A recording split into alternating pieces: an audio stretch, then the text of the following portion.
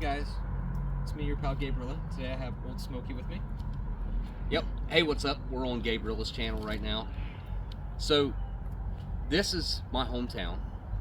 It's Mason County. I live in Mason County, which is where the Mothman is from. But, instead of talking about just the Mothman today, we're going to kind of dive into some of the other paranormal history of this area.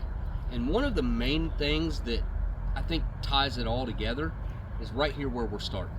And Chief Cornstalk here supposedly put a curse on this area. He was more or less massacred, but we're standing on the grounds right now of arguably one of the most important battles in American history. This is what kicked off the very beginning of the Revolutionary War that moved us west. And Gabe is way more brushed up on the history than I am, so I think he's got a lot more information that he could add to this. But, so, he can tell you more about how Cornstalk came into being in captivity. Basically volunteered himself into... Yeah, they think he did, yeah. So it's not confirmed whether or not he was, from what I understand, but they think he kind of came over about 3 years after the Battle of Point Pleasant. They were still going through some shit with the Indians. And I know he came over to the fort and he was trying to make peace because the British people, the British and us were on the outskirts of war. We hadn't quite gotten to it yet. And he came over and he said, look, the British are trying to get us to attack you, and I'm the leader of the Indian Confederacy. Lord Dunmore side. Yeah. And they want us to attack you, and if the rest of the Indians attack, they're going to force me to. I'm the leader. I'm going to have to do it. We're going to have to do it. And so he was kind of being interrogated by, I can't remember who, but it was somebody on our side in the fort. And it was like one of those interrogations like cops get you into, where like he was kind of trying to draw information out of him while Cornstalk was just kind of freely giving the information and almost trying to make peace between us and them. He was like, I don't know what to do. I don't want to fight you, but I'm going to have to. And he was a highly decorated... Yeah, he was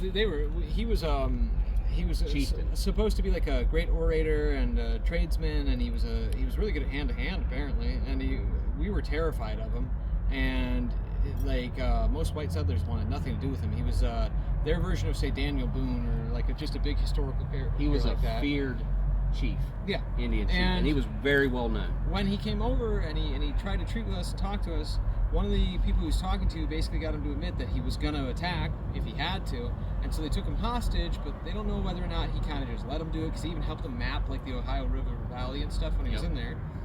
And so he was there a while, and his son, whose name I cannot hope to pronounce, came to check on him, and they grabbed his son too, and they had a few other Native Americans.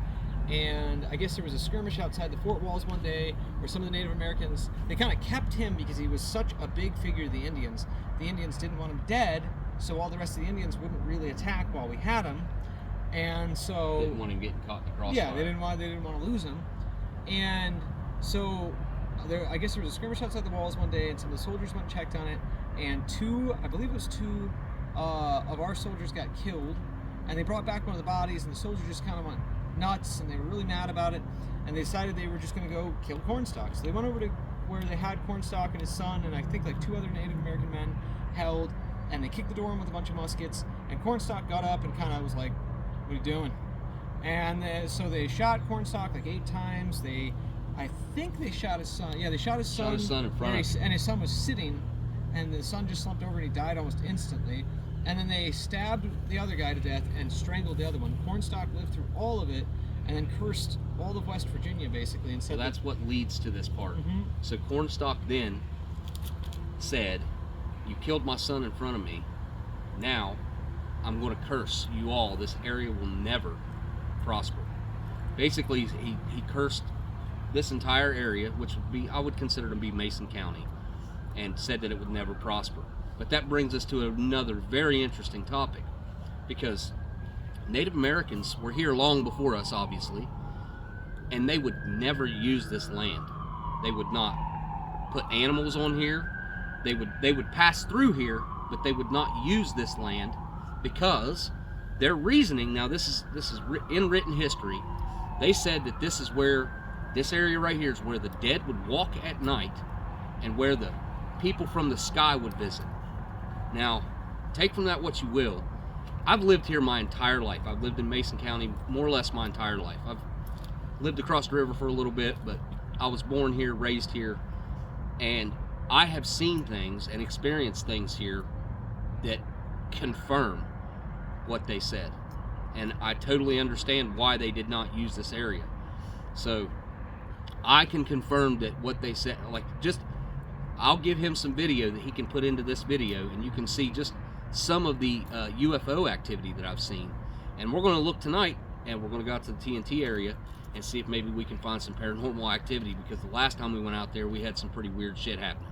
Well, just to be honest. Another thing too that you can go through now, I don't have it in front of me, so I can't reference it the way I should be able to, but the sheer amount of like disasters that have happened here. It wasn't just the Silver Bridge. There was a mine that collapsed in West Virginia, not too far from here, where 75 people died. I mean, there have been incidents where people burned to death. There was a fire. I think it was 1808 or 1880. I can't keep it straight, but the city of Point Pleasant actually had a fire where a couple of buildings burned down. There's been just Clifton, where I grew up, that whole town burned. Maybe the entire town. Okay, and then there was that. There have been a ton, just an inordinate amount of fucking disasters. Not necessarily natural. Yeah, they were odd every time, and which brings us to another weird. I wouldn't call it a disaster, but a weird thing that happened with this statue right back here. Gabe just actually informed me of this. So they built the statue, the ladies, Daughters of the Revolution. The Daughters of the Revolution, which are, I guess, in charge of like they do restorations and headstones like from the Revolutionary War. They've been era. around a long, long time. Yes, probably since their grandpas and stuff were passing away. There's actually a Sons of the Revolution, but I don't know a thing about them. I do know they exist. They built this monument over here, the far right. You know that, really, for whatever reason. Well, so whenever they were putting the cap on the top of this, the crane, Gabe just told me this, got struck by lightning. And it delayed it a full month. And delayed it. And then when they finally got around to getting it on there, they put it on there, and how long later? And it got struck by lightning again on a clear day like today. About a year or two later, yeah, it got struck by lightning on a clear day like today and knocked the cap off. And knocked the cap off. I mean, if that doesn't say that something's weird. Well, and it's a monument to the white side. The white side of the war, and I mean, it's the battle took place right here. Right here. Yeah. And so right at the mouth of these two rivers. As a matter of fact, those two houses across the street over there, they sat on some very, very instrumental property. And in between those two houses that you can see over there, I actually just talked to the lady that owns them very recently, and they were digging up something for a garden or something over there, and they dug up a ceremonial what is that, Indian death mask or something like that. I can't remember exactly what she said, but it ended up in, according to her, it ended up in the Smithsonian, and nobody has ever been allowed to search over there for artifacts. Nobody's ever been allowed in there. They've asked, she said, and she said their family's never allowed them in there. So it's hard to tell what's buried on that soil over there. Another interesting point is that cornstalk is buried here. Yeah, cornstalk is actually right here. They moved him twice. Once he was in the courthouse, and then they had him, I think they buried him outside the fort in the dirt, and then they moved him to the courthouse, and then they moved him from the courthouse to here, and when they moved him from the courthouse, it was, I think they said it was 7 bone fragments and 3 teeth. That's all that's left of him. Yep. It's bananas that they would have him buried right here and a statue right there, basically commemorating their genocide over him. It just, to me, that right there screams horrible irony. The irony here is, it's not lost on me. I get it. But it's not right. I feel like this man should have had his own area of space away from this, or this should have been his space. But they weren't celebrating him back then. He came over to make peace. I mean, he was not the bad guy here. Just from what written history is, it sounds like he was trying to keep the peace and keep the whites from getting killed, and they ended up just massacring him and his son. It's bananas that what happened. So from here, I think we're going to go over to the Silver Bridge, right? Is that the next? Where the Silver Bridge fell. It was, yeah. Where the Mothman. If you've seen anything about the Mothman, you've seen the Silver Bridge referenced, and you have seen that some people think that he was a precursor to that. They had seen these weird apparitions for a couple days before. Yeah, somebody talked about how they chased a couple in a car. I know that. Yeah, that's out in TNT area. Yep, they saw him, and then they had seen him at the plant, the one that's out. the plant they munitions plant. Yeah, they'd seen him there for like a while beforehand, and then I think somebody said he warned them that something was going to go on, and then it did. I can't really remember. So I have an interesting story when it comes to the Mothman thing, which we're trying to not really focus on here because the paranormal facts around here are so much more than that. And honestly, the Mothman is like, if I was to put a percentage on it, maybe 5% of what the paranormal aspect of around here is. Him cursing this area, and the Indians' written history of saying that this is where the dead walk at night and where the sky people visit at night, that's fascinating to me, especially now that I've lived and seen the things that I've seen. Again, I'll put some film, but I filmed some UFOs for I think I got about 17 days worth of footage, but it went on for about 20 some days, every night, and that's the first time I've ever had a long-term sighting like that. But I've seen unexplained things in the sky more times than I can remember or count, and that started for me back in 2007. So I'm a believer. I mean, I believe what I've seen. I don't know what it is that I've seen, but I've seen a lot. So we're going to make our way to the Silver Bridge, just show you guys where it used to stand, because they never show that. And it's just it's an important and interesting piece of the history here. So let's go check that out. So we stopped by this. There's a huge mural that goes along all of Point Pleasant on the outside of the, like, I don't know what you call this, the flood wall? This is the flood wall. Yeah, like. Yep. And I thought this was an interesting point. I got to explain this point. Somebody driving by with a car, so we'll give it a second. But I got to explain this point. I was talking to OldSmokey about this earlier. So George Washington first saw this point out here, this literal point where I think it's the two rivers, Canal River and Ohio River. Okay, those two rivers converge, and he said, "What a pleasant point." Okay, he said, "What a pleasant point." Yet somehow this city is named Point Pleasant. Jamie thinks it rolls off the tongue easier, but I don't. I think Point Pleasant's easier to say. I think than Pleasant Point, because I go, "Oh, that's a pleasant point." I don't go, "That's a Point Pleasant."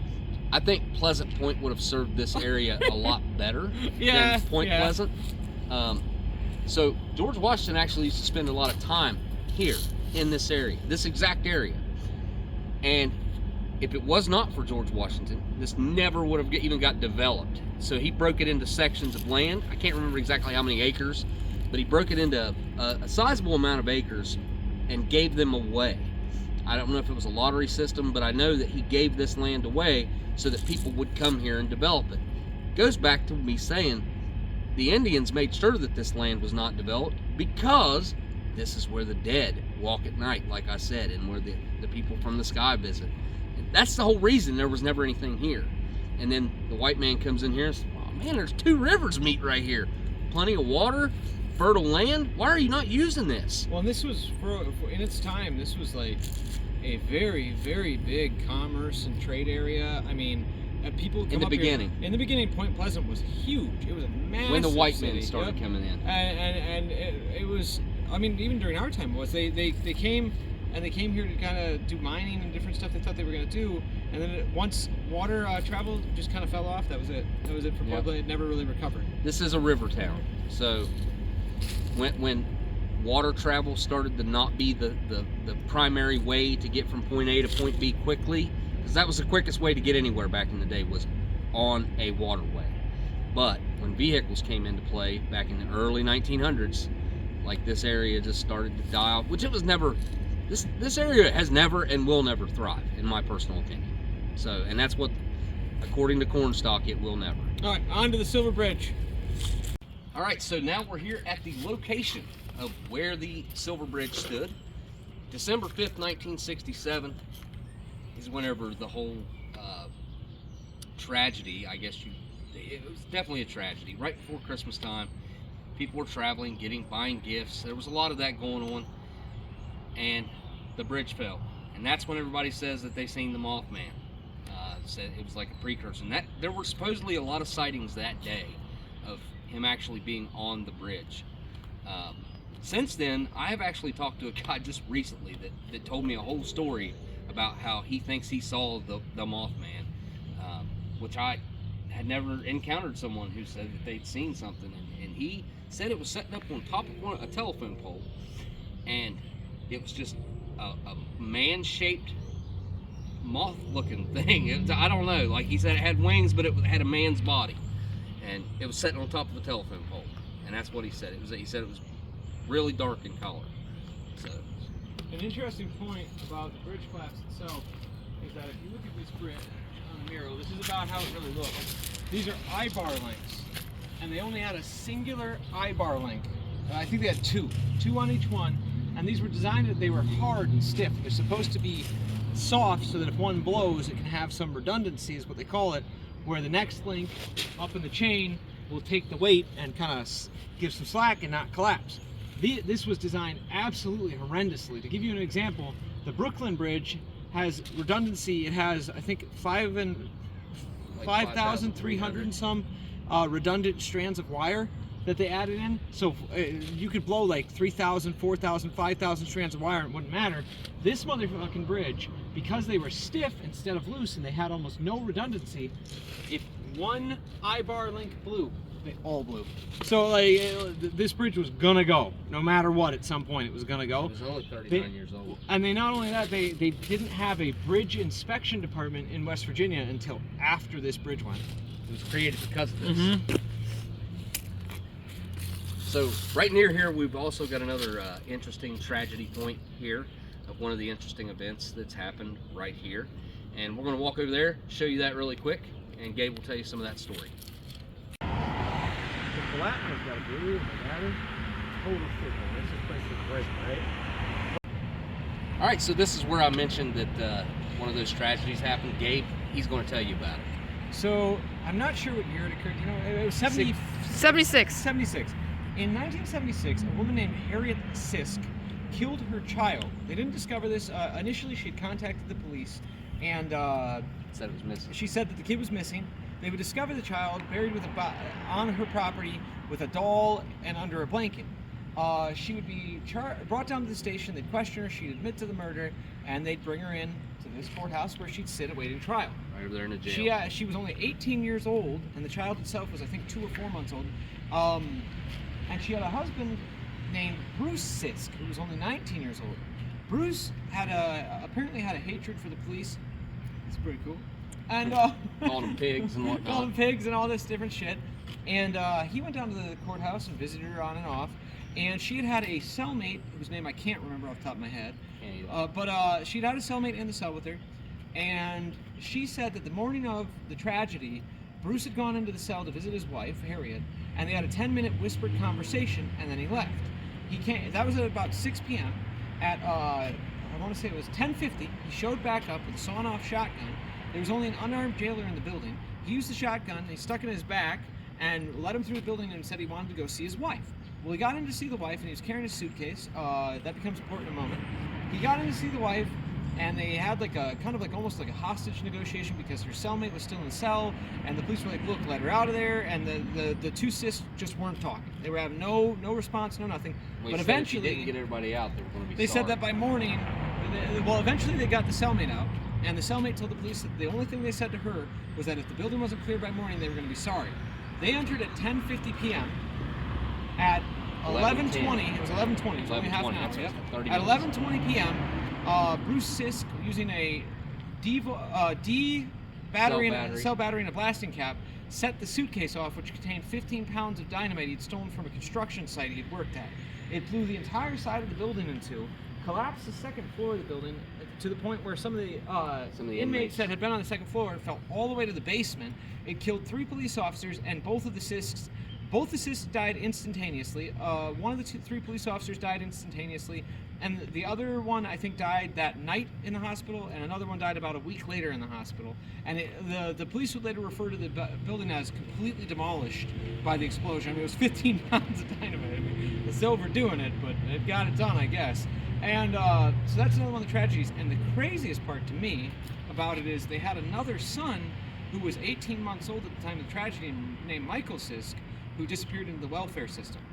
And that's crazy. Imagine that was your parents. Man, the blast was so bad that it blew out all the windows on the buildings around here that were nearby. and supposedly did $500,000 worth of damage. Which Back in the then, 70s, yeah. that Back would be- then, this building would have cost about $500,000 to build, would be my guess. Now, it was a jail, a functioning jail for a long time, up until I was, I would say probably until I was like 10 to 15 years old. This was still the jail until they started using the Western. Now it's a Western Regional Jail, which is more like a, I don't know. They bring inmates from all over to one area instead of using small county jails like this used to be. But yeah, I mean, again, there's tragedy like this everywhere. There's definitely paranormal aspects to it. I actually asked, there's a, I don't know if you call him a bailiff or what. He checks you when you walk into this building. You got to walk through a metal detector. I asked him one time if he'd ever seen anything in there, because he stands there all day and it's quiet in there. This building's not active. I mean, it is, but it isn't. Like, it's quiet most of the time. I asked him if he'd ever seen anything, and he said he'd heard things. He said he'd heard people. So, What? and he's like 70 some years old. Like, he doesn't strike you as a person as like a believer, and even he's had experiences. I think one of the weirdest parts about it is what kind of 19-year-old would have not only the access to 15 pounds of dynamite, All back but then. well, no, I'm just saying that's the part that's kind of odd about it. I mean, at 19, I couldn't have blown a building up with 15 pounds of dynamite. If you lived here, you could. I mean, you worked in coal mines. You work with dynamite. suppose that's all the true. time. They said it's very common. It's still common. Another aspect of the story I forgot is the sawn-off shotgun he had. They didn't really, in anything I read, they didn't go into detail on this, but it had apparently been linked to a burglary or robbery in about February of the same year. It was stolen. Yeah, it was stolen. And it was Yeah. linked to that robbery. Well, I think from here we're going to go on to, where are we going next? I think we're going to move from here to the Mothman area, right? Mothman area. Okay, yeah. Well, we'll see Well, you we're there in a going second. to go to TNT. I don't consider it the Mothman area. I consider it a highly active paranormal area. Would you go so far as to say the TNT area was explosively active? Could be. Could be. It's kind of a theme today. Okay.